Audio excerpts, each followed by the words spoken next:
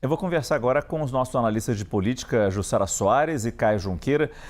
Caio, começo com você. Boa noite. Mais cedo, no site da CNN, você tinha previsto que o relatório seria reprovado, inclusive com um placar 6-4. Essas previsões foram possíveis porque estava muito clara a movimentação, né, Caio? Do governo, principalmente, e até do Supremo, para não permitir a aprovação do relatório do senador Alessandro Vieira. Isso, Márcio. Boa noite, Jussara, boa noite a todos. Márcio, esse relatório foi distribuído pela equipe do senador Alessandro Vieira, mais ou menos às 2 da manhã, e já a partir de cedo começou a repercussão em razão do seu conteúdo, né? Havia uma expectativa, sim, em Brasília, na cobertura política, na imprensa, de que seria um relatório duro, mas não a esse ponto.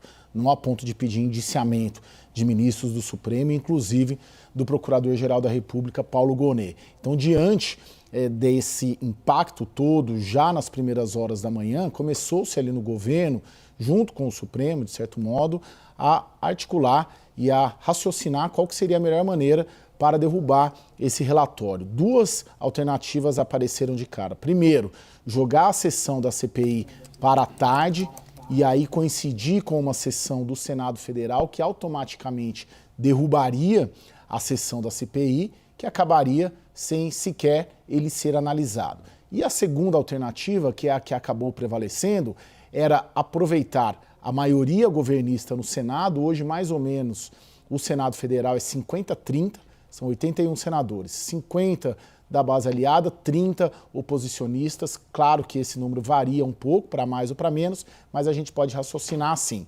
E aí, nessa comissão especificamente, esse 50-30, ele não vinha se travestindo em uma maioria governista dentro da comissão.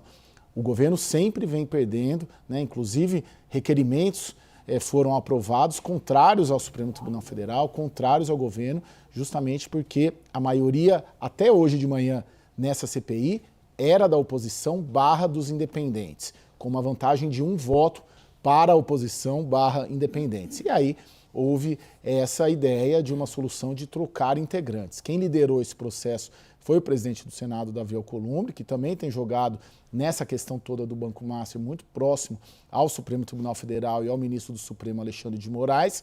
E aí, conversando com o líder do MDB no Senado, Eduardo Braga, promoveu-se ali. O Senado, Márcio, ele é formado por blocos.